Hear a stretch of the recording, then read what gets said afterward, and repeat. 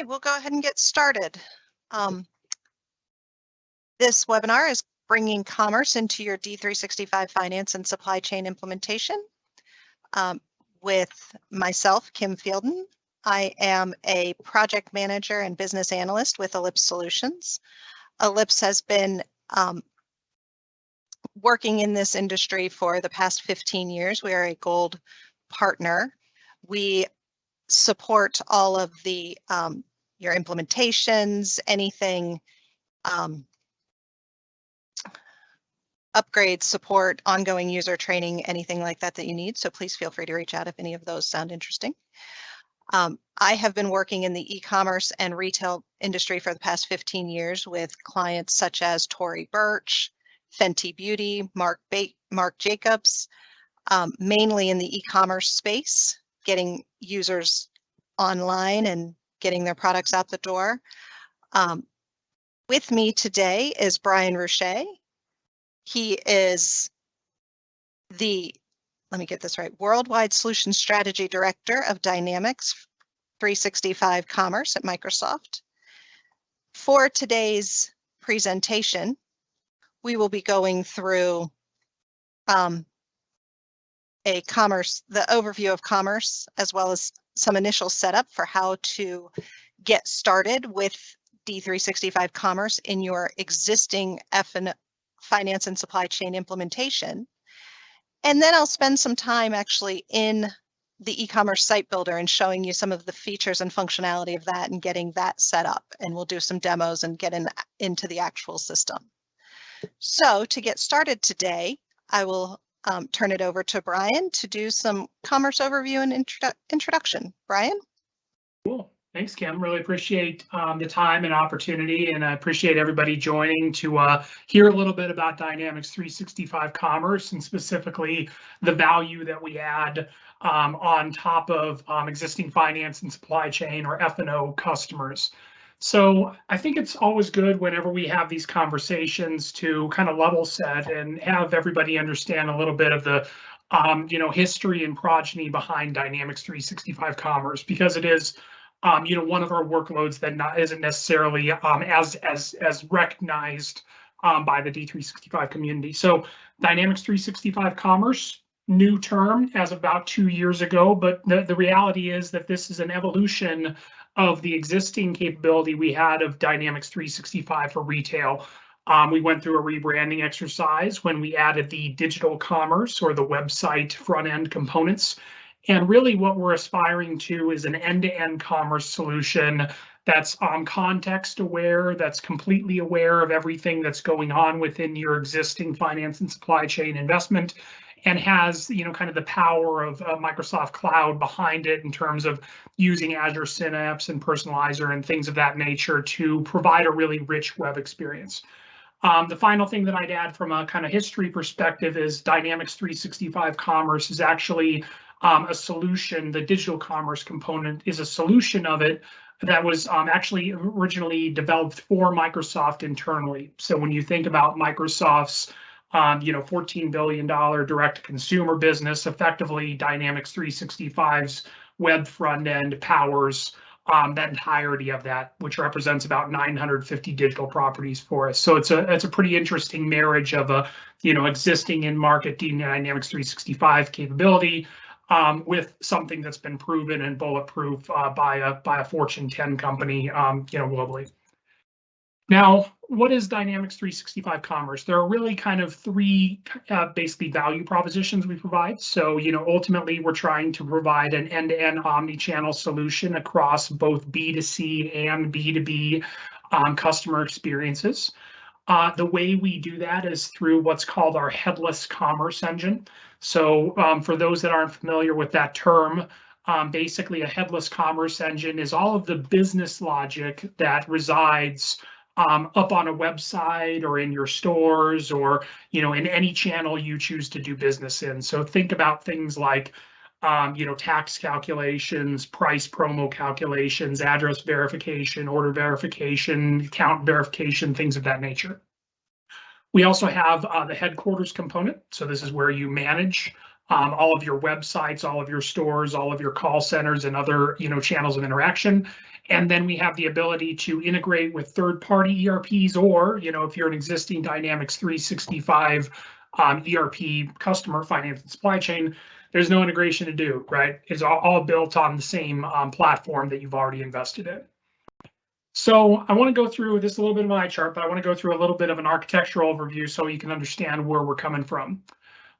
So this is Dynamics 365 Commerce. If you look at this particular diagram, you can really think of this as your existing finance and supply chain implementation. So, we have it in the small boxes here, but your finance and your inventory, your warehousing, supply chain aspects, actually within that existing application that you already have, you might have noticed areas of the application that talk about catalogs and assortments and channels and stores and things of that nature. So those are components that you need to configure the commerce application. So you already have access to this, can go ahead and play with it.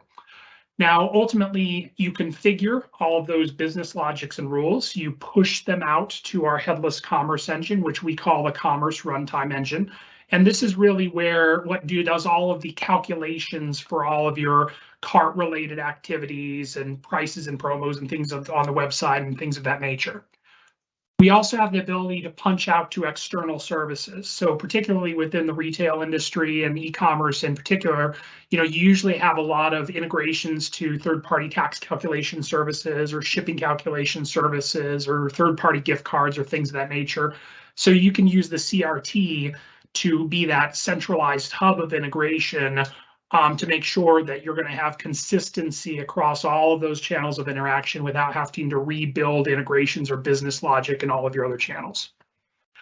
And then to top it off, from a Dynamics 365 for retail perspective, we've had the modern POS and the cloud POS in market, for years and years and years now, powering tens of thousands of stores globally across, I think, 67 countries. So you can think of this as what was the existing Dynamics 365 for retail. When we rebranded to Dynamics 365 Commerce, we added a few components.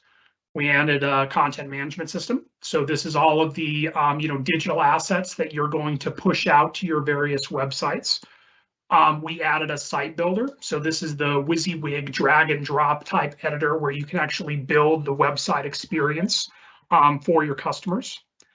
We added what we call surround applications. So these are things like a product recommendations engine built on Azure machine learning that will generate next best item or next buy this, get that type recommendations. A full ratings and reviews engine. So at Microsoft, we obviously have a lot of ratings and reviews for our various consumer products, as well as a fraud protection application for making sure that nefarious actors aren't defrauding your company or defrauding your existing customers. And then finally, the web storefront itself. So the glass that you look at when you're on a website, we also have a component of that for the actual web storefront. So we're going to be walking through a few things here today. Kim's going to spend some time in Commerce headquarters, which you guys will be very familiar with, being existing finance and supply chain customers. This is stuff that you can go and play with today. See how we set up prices, promos, products, catalogs, and things of that nature. We're not going to be spending a lot of time today on the modern store, but know that we do have a full point of sale application that supports both B2C and B2B businesses. So, even if you don't consider yourself a retailer, a lot of times people find our modern store application to be a really good use case for, distribution centers with little stores attached to them, or even direct store delivery in some consumer packaged goods type scenarios.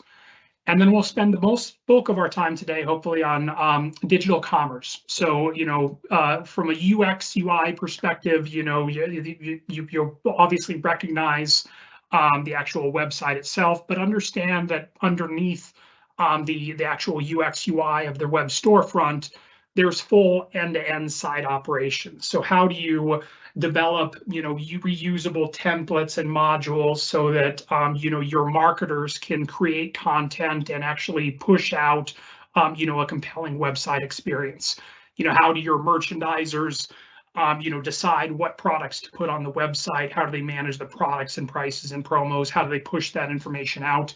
The publishing aspect of it is how marketers and merchandisers come together to make sure that the thing that they're putting out on their public-facing website is actually what they want to convey. Basically, we have a full engagement module, so compelling, responsively rendered pages that look good on both a traditional, a laptop as well as on a mobile device. And then the cart and fulfillment operations, of course, you need to actually transact on a website. So that's what is powered by our headless commerce engine. And then ultimately the fulfillment, hey, that's already stuff you guys are very comfortable with and familiar with, given that we leverage finance and supply chain for all of the fulfillment aspects of our commerce solution. And then the final thing that I'd kind of throw out here for the group is that, we're in an interesting time. Obviously, I don't want to talk too much about COVID because we've all heard too much about that over the last 2 years. But when we look at, basically our customers across all industries, everybody's thinking about how do I change the customer experience? And that might manifest itself in terms of, manufacturers or consumer packaged goods companies now deciding that they want to sell directly to the consumer rather than relying on marketplaces that they have no real ownership of the customer interaction. Or it might manifest itself in terms of, understanding that their business-to-business buyers have fundamentally changed what they expect from a website experience. And from a commerce perspective for Dynamics 365 Commerce, this puts us in a really unique and compelling position because we have a solution that fits for both B2C.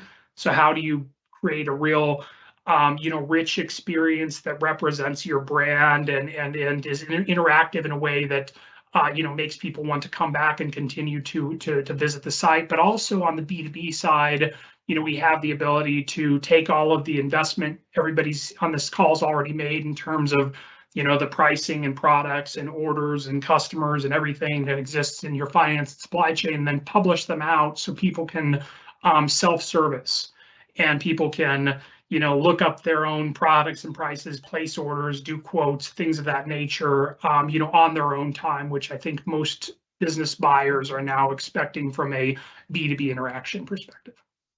So with that, I'll pass it over to Kim. Kim's going to take us through some of the solution, and then we'll be available for chat. So if anybody has any questions or anything, feel free to throw them in there, and we'll address them as quickly as we can. Thanks.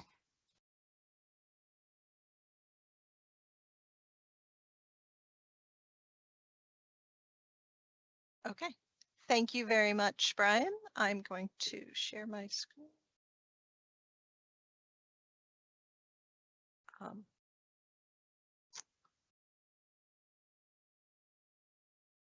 Take a second to.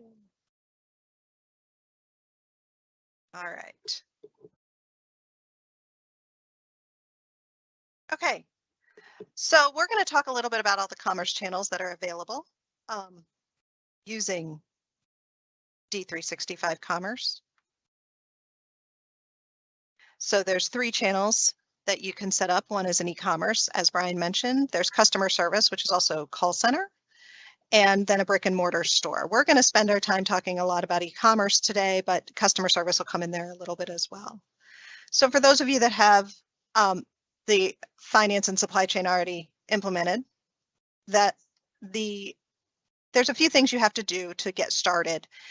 First of all, you have a lot of data already in your finance and supply chain system. So the first thing you have to do when you want to use commerce is initialize the seed data. This is a one-time process that you can run in your implementation and take all the data that's currently in your finance and supply chain tables and initialize and fill out all the tables for retail that are needed for this. So then the next thing you need to do is set up an organization hierarchy for retail so that you can get all the data in there and everyone can see it. You can set up email notification profiles, which I'll show you that in a minute. And then also category and product hierarchies this is for your website so that you can categorize and you see all the drop downs and the menus and things are in the system for your website store. One of the other compelling things with finance and supply chain when you add on retail is that you add some new and interesting ways to do pricing and discounting. Many people are very familiar with trade agreements and price groups and things. However, within retail, there's some new things that you can add to enhance those current functionalities. You can allow users to be, or your customers to be associated with an affiliation. Think of an affiliation as a group of customers. Maybe you offer a student discount. Maybe you offer something to where if you're a teacher, you get 10% off, something like that, military discounts. You can affiliate your customers to those and set up discounts around those. The discounts and promotions are a little more involved where you can create simple promotions, quantity, buy 3, get the 4th free, mix and match where you're buying a combination of products, say buy a shirt, get a tie free, something like that. Threshold discounts where if you have a discount that is, if the transaction is more than a total amount, you can do a discount.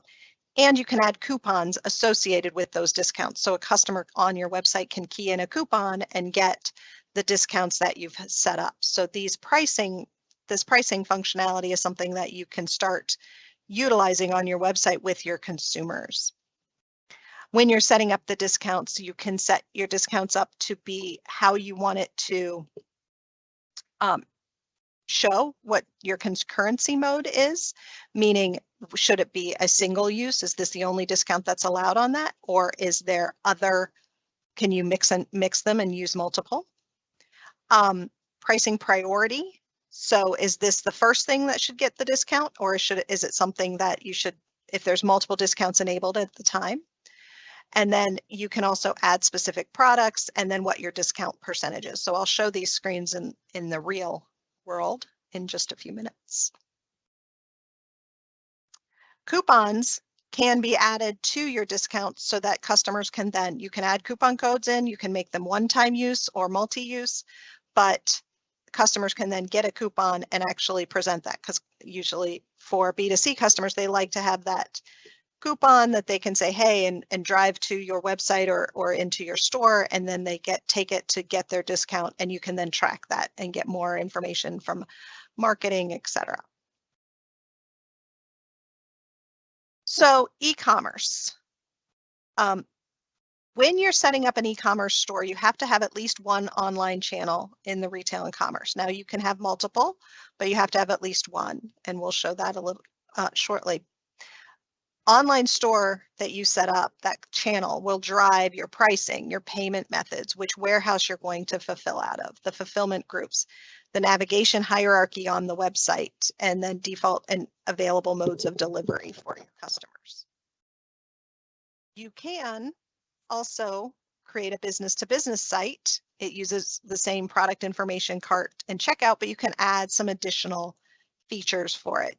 Create a partner request sign-up page. So if you want somebody to be able to request to be a partner of yours, enable customer account payments. You know, B2C, you don't usually allow customers to pay on account. They have to pay with their credit card. But this will allow customers to pay on accounts. You can do quantity limits so that your business-to-business partners can order up to a certain number of pieces of whatever, if that applies to you. But you can also allow bulk orders and create order templates for business-to-business partners to use so that they don't, to minimize order entry. They can create a template that goes with their, that's for them, and they can then fill that out each time to make ordering as easy as possible. And the last slide I'm going to show is just a quick screenshot of the Site Builder homepage. So we're going to actually go into the live Site Builder and walk through that. But this is kind of where you would go in to start building your website using the modules, templates, and things that are provided. So let me go from there into the site. So this is the site.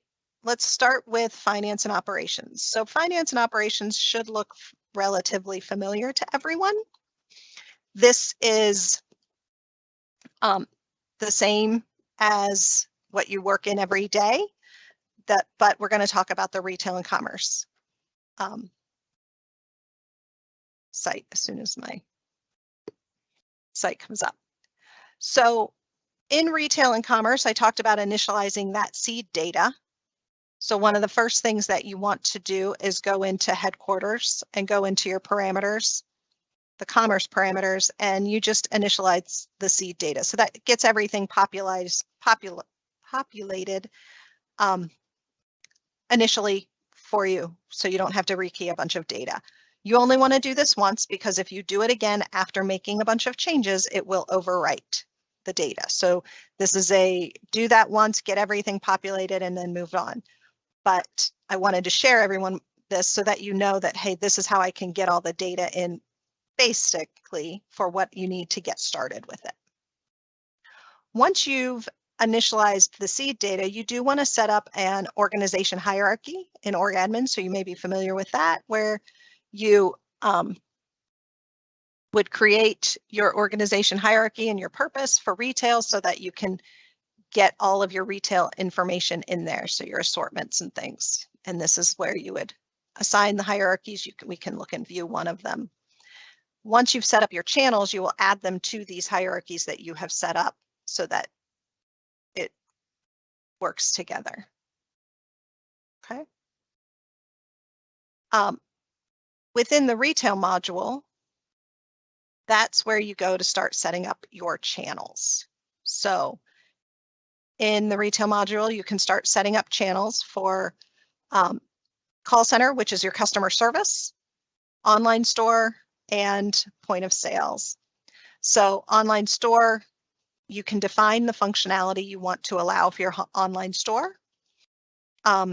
Whether you're going to allow customers to aggregate products, whether it's a B2B or a B2C is how I've set this up, whether customers should aggregate products together, whether you want to allow checkout with no payment, which you may allow in a B2B store functionality, but not a B2C, and customer history and what should be available for it. Maybe B2B, you give them all of their history so they can't, and whether customers should be created in asynchronous or synchronous mode. So that's the first thing you want to do. Then you can go over into your channels and start setting up a online store channel. Within the online store channel, this is similar, whether it's an online store, a customer service store, anything, a lot of these are very similar. This is where you're going to define kind of the basic information about what's the name of it, what your operating units number are, which warehouse you're going to fulfill out of for this.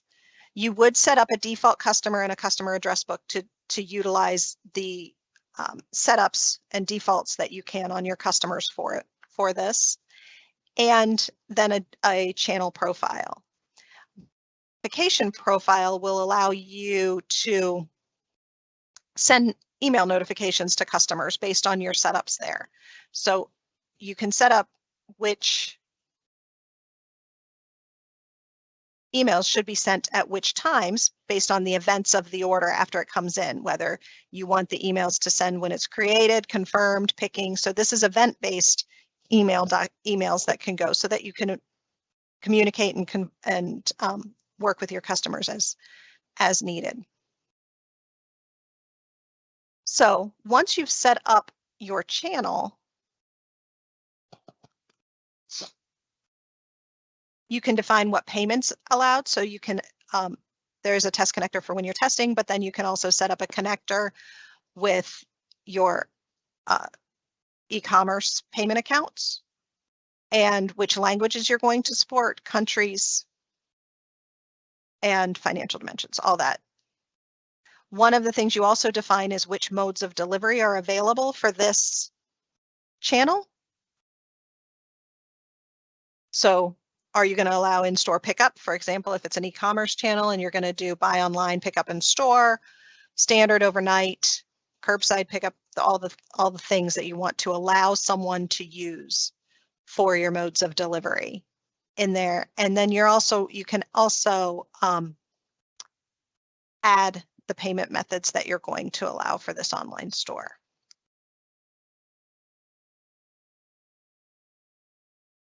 Which ones might be available, whether cash, loyalties, different ones for different, and how you want to account for those. So you'd set those up on your channels, and then you're ready to kind of continue. Now, one of the last things I wanted to reference for setups is within your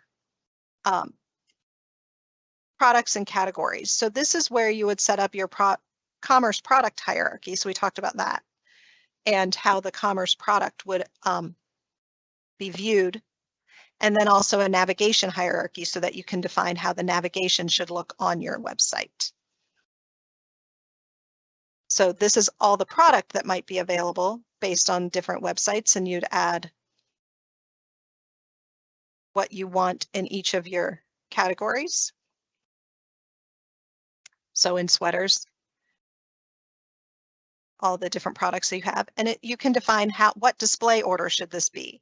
You can make things, you can move things up and down when you want to display certain products over others, and then have any properties and things. So this will also allow you to define if you're just looking at one legal entity, if you have multiple legal entities, or just one.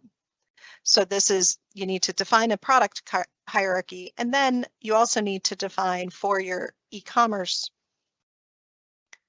a navigation hierarchy. So this you'll see looks familiar once we get into the site builder. So this is how you're going to define like your highest levels, and then the different categories that you want and what will go in those categories for your website as you're defining that. Okay. So that's some of the base setups that you would do. There's some more setups that you can do. Now, looking at the pricing that we talked about, when you're looking, you would go into this pricing and discounts, and this is where you can set up some of those discounts that we talked about. So if I look at all discounts, this is where you can define whether you want your pricing to be what types of pricing, whether it's enabled or disabled, what your time frame is, what is included in a price discount, which groups or categories might be included, how you're going, what the percentage is, and how you want this to work as far as coupon codes are required. So if you look at some of these, you can see that you can put descriptions in that will go on receipts for your point of sale if you have that, and then how they should work together. So for example, these are the lines. If you order multiple, what do you get, include or not? Buy 20% off all helmets. So these are some different discounts that you can offer. Find the other. So mix and match is one of the others I referenced, and what it goes with. It's not updated. So these are where you would set up all those discounts, and then along with those discounts, you can then set up coupons to go with them.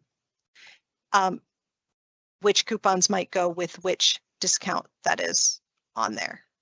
You do need a barcode so that you can scan that in stores. So you'd set that up if you wanted to use these, and then these could be the discounts you have. So looking at retail, you can see I went into all discounts, but you can look at just the individual ones and price adjustments. So those are some of the things that you can set up, some of the things that are available. And when you get into your finance and supply chain implementation, you can start playing around and look at this and set up the pieces that you want for yours. But now, how do you get to Site Builder? So there's no button in finance and supply chain. You go back to your lifecycle services. And if you're in lifecycle services, I'm going to go back one. one phase. When you're in, you will see that it says manage as soon as it comes up. This looks familiar if you're familiar with LCS. At the top, you'll see commerce, and then it says manage right here. This is how you get over to the site builder information. This is kind of that's the doorway to get into site builder. Once you're there, you're going to click on e-commerce, and then you can see e-commerce site builder, and you click in that. So for those of you that have access to this, you can just, once you've started, you do need to be on a Microsoft managed environment. If you have a cloud environment, that's not, this is, you would look at this and you set this up on your Microsoft managed environment. So once you're in here, it'll show which sites are available to you. You can start setting these up. You can do a new site from here. You can copy a site. You can have multiple sites. You can have one for business to business and one for business to consumer. You can have multiple business to consumer if you highlight individual product categories or anything like that. I'm going to go into one we've set up. And I want to talk very briefly about the site settings. So when you first go in, you may want to set up some sites for how this should work for you. How are the customer payments account payments? Do you have them disabled? This is enabled for B2B or B2C or all. Like this is if you want customers to be able to pay on account. If you want to enable order quantity limits, this is where you would do that. So B2B customers, B2C or all. Just how are you setting all of these up? So you can see some of the functionality that's in here. This is in the extensions area. And then there's a few other just base setups that you can set up for who's going to be your administrator, which channels, things like that. So this is where you set your channel that you just set up in F&O into, and you can add different channels if you need to. Up here's your save and publish when you're ready to save and publish to your website. So one of the things you can also set up, and you'd set it in your site settings, is whether you allow publish groups for your site. So a publish group will allow you to future date your features and things that you're changing. And you can set up multiple publish groups. So for example, if you have releases of products that come out at the same time, you can put them in a group and then schedule that to be published all at the same time. That's another setting that you would set up in site settings, whether you're allowing that. But let's get into setting up some pages and looking at some of this functionality. So out of the box,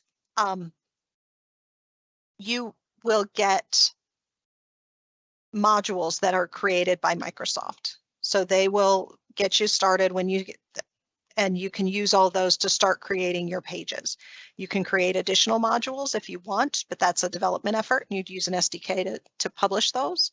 But there are many out of the box, like your header module, hero module, carousels, things like that.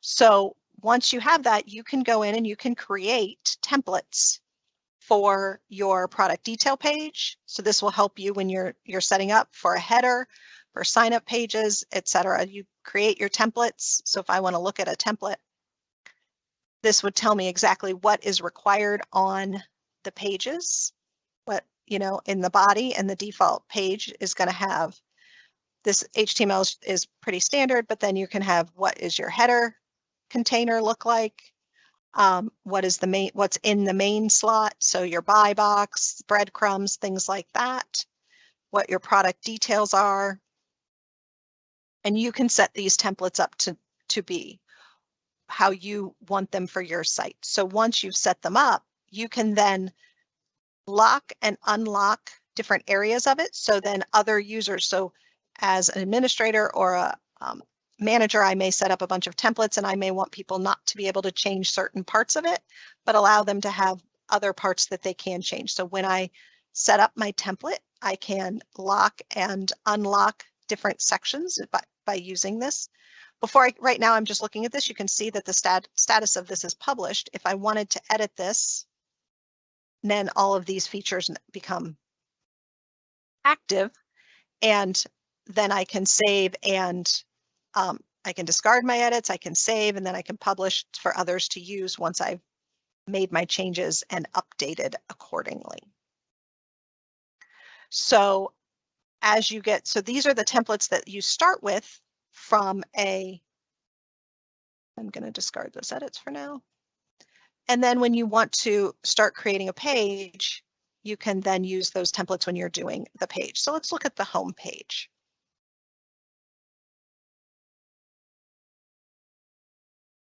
So this is the home page for our Fabricam website. And if I want to, I can edit. Right now, you can see that the home page is published. So there is a version that is published, but I had made changes that I've saved, but I haven't actually hit the publish yet for the changes I made previously. So those can stay in that form, or we can discard, or we can unpublish if we want to take something offline. And you can use all these buttons to show history, etc. So for this page, if you want to look at this and you say, hey, oh, wait, where did this men come from that we want to change? That, do I need to take that off? We can edit and remove that as needed. Click OK, and then republish. Whatever you want to, if you're making changes to try and decide.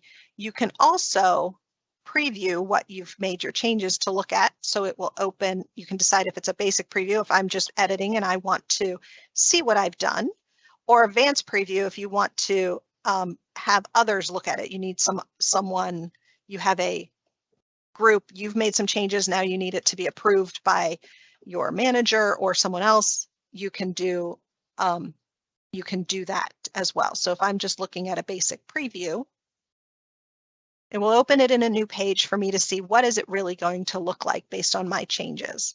And I can decide if I like them or if I want to discard them. So see, my changes are now there. Do I like it? Is it okay? And then I can close this as needed and decide if I want to save, finish my editing. You can put comments in here.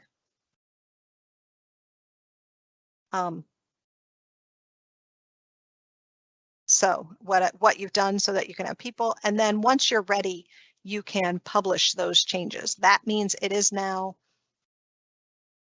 live. So if I want to publish all of my changes, because there was a previous change as well.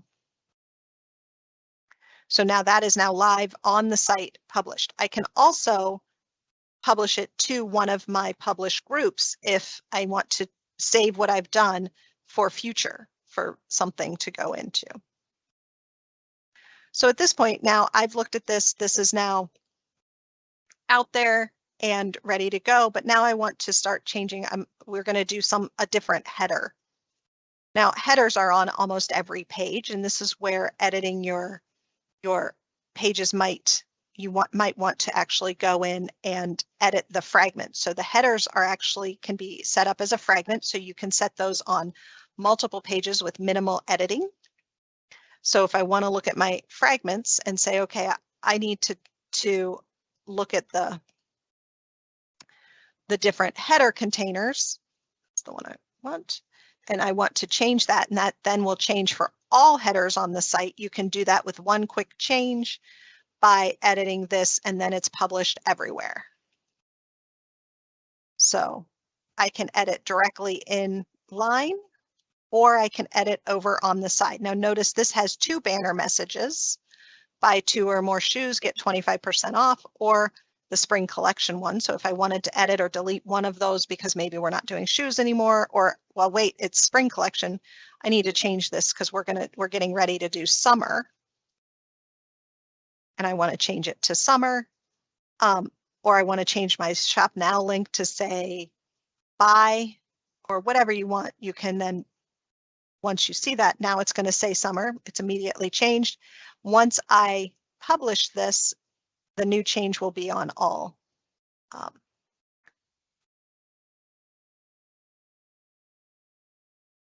sites, all the pages that we have with this same header fragment. So notice I'm now at published pending changes. So if I all of a sudden realize, wait, it's too early, I shouldn't put summer in there yet, I can unpublish or not publish my changes. Or I can say, I'm ready to go and publish this. And once it is, and we can then look at other pages and see that now it will say summer.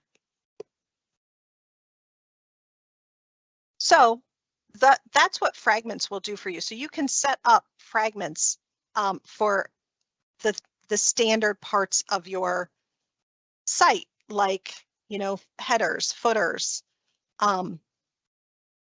different buy now pieces, so that people, you know, you want all your you want it to be consistent. You want some consistency so people always know where to click for your FAQs on your footer or whatever you might need, so that it will. The other, and then people will use those when they're creating the new pages for your headers and footers. If I wanted to look at a specific product page, you can see this is my hierarchy. I can start looking at some of the different, something very specific to say this cowboy boot. And I can say, oh, wait, I want to change just this page, or you can have consistency and have all your product pages look the same, so that this will, you've got your consistent footer. I can also then preview by looking at what does it look like on a tablet. So this is your responsive design. What if I have this page, does it look like I want it to look on a tablet? What about a mobile device? So you can review, what does that look like? Is it what you want? Do you want something a little different, or just your desktop computer and how you would normally, how someone would see it if they're shopping on your site online? Now I can also minimize my properties so I can see more. This is the outline, that is the outline for the page, like we saw earlier. So you can look at this. It does squish things up a little bit, but it will allow you to, you can make changes over here by clicking on certain areas and doing things if you need to, or you can just click right in the page to make your changes. And then, like I said, if you need to preview, again, you'll ask what you want, and you can preview your pages as needed.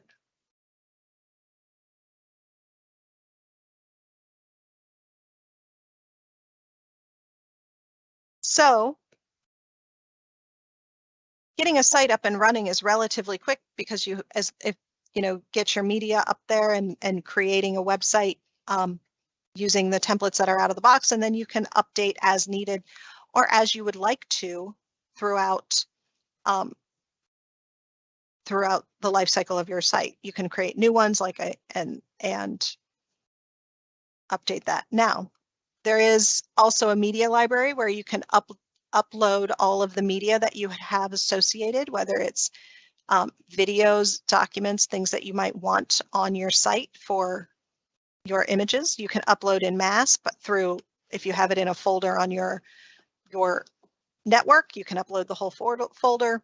There is a naming convention that you want to follow, depending on if you use straight item numbers or if you're using configurations and variants of the items. So, you know, that's what this is kind of referencing, is these carets are your media. So you can upload any images or videos or documents that you may need on your site into the media library, and then they're available for you to use on your various pages. You can also define which URLs you would like for your different pages. If you want to actually publish a specific URL for your order history or my account, whatever you want, you can define those and then add them to the pages when you're creating those pages for it. Now, for business to business, you can create a business partner request page, and this business partner request page can go into your finance and supply chain implementation for someone to approve. So someone can fill out a form. This is a very basic. They'd fill out the form and they say, I would like to be a business partner and be able to order on your website, and they can request that. And once they submit it, it will go into a queue and you can then review and evaluate their credit scores, whatever you need to evaluate, and decide if you're going to approve or not for that business partner request. So that's something that you can do if you're setting up a business to business page.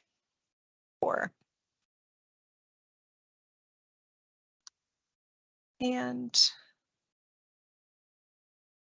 on your checkout page,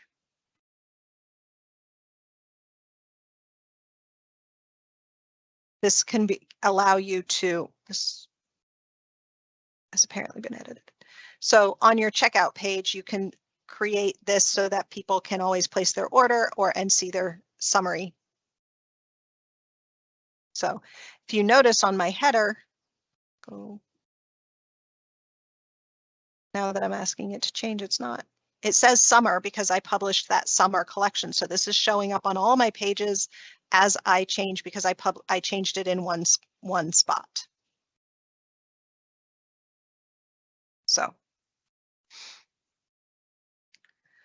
there's lots of functionality and features that you can play with and update as you want to on the site. This is something that I would encourage everyone to review and see if you can get this for yours. There's a lot more than I can go through in 1 hour, but hopefully this gave you an overview for this of how to get into Site Builder, what you need to get started with the website. And at this point, I'll open it up to see if anyone has any questions that we can answer. So it looks like we do have a few questions. First off, how much time does it take to implement a commerce site if I already run F&O? It depends on how much media you already have available to you and how complex it is. You can do it in as little as a month and then continue to expand as you go. But it just depends on how complex you want to make that initial launch. Yeah, I first off, Kim, that's awesome. That's exactly what I would have expected here, which is fantastic. I know you guys are a really good commerce partner for us. Globally, that's about what I see, right? Is bringing I'm going to call it a minimum viable e-com site up in 4 to 6 weeks if you already have finance and supply chain. The thing to consider for some customers is when you come with an ERP mindset to e-com. Recognize that e-com sites typically, it's a lot more, kind of an agile approach. So most of our customers that are implementing e-com, they stand up a website just for a subset of products or just for a particular channel or geography or, subset of their traffic, make sure it works, and then they roll it out more widely. So, but yeah, that 4 to 6 weeks is right around what we're seeing across all of our partners, including Ellipse. Cool, thanks guys. Next question, does commerce work with D365 sales?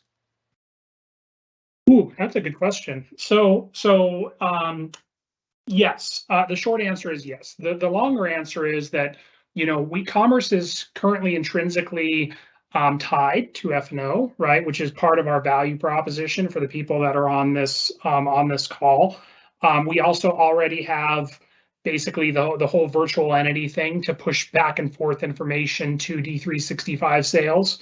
We also have basically the customer onboarding process. If you were to be using D365 sales for some of your lead and account management and such, we've already kind of pre-built the plumbing to do that connection between F&O and D365 sales.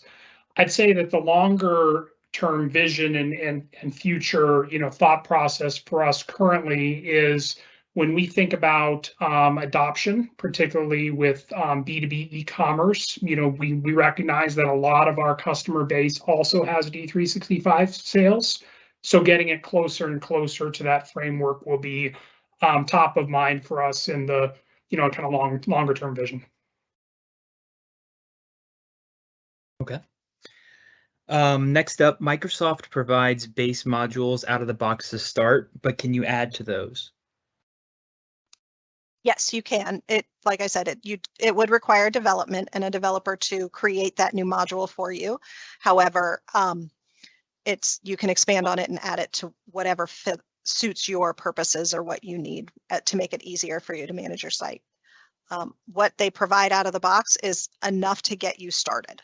It is you wouldn't need to create any new modules to get a base website started or going in that initial time frame. But like Brian said, it's iterative. There is an agile model to doing this, so you might want to add some later. Yeah, I'd also add on there that, as part of our ongoing commitment to new releases and such, we do release new fragments and templates and such on a fairly regular basis. One of the things that I'd probably share here in the chat, I'll make an announcement so everybody has it, is we actually have a really nice trial experience where you can go and you can see kind of the outer limits, not the outer limits, but the limits of what you can get out of the box without any customization in terms of a really beautiful, engaging website. So I'll post that in the announcement here so people can see what that B2C or that B2B experience might look like. Really rich videos and images and splash pages and, scrolling banners and things of that nature. Okay, and it looks like we have one more. Is there any limit to the number of templates you can set up in Site Builder? Not that I've come across. I'd say go for it. Get as many as you want. I haven't come across a limitation yet. Yeah, we do have a bunch of customers, and I don't want to get too salesy or anything here, but we do have a bunch of customers that have many websites up and running on D365 Commerce. And when you think about it, they've got different product lines and different look and feel and, kind of brand stories that they want to tell on each of those different websites. And from a licensing model perspective, actually, that's one of our value props is, hey, if you want to experiment with things, if you want to stand up new sites for new product lines or regions or whatever that look completely different, we're not going to charge you for that. We're just going to charge you based on the transactions. Okay, it looks like that's all we have. Thank you, Brian and Kim. Really appreciate it. Great presentation. And thank you, everyone, for joining us today. Appreciate it. Thanks, everybody. Thank you. Yep. Okay. Bye. Bye.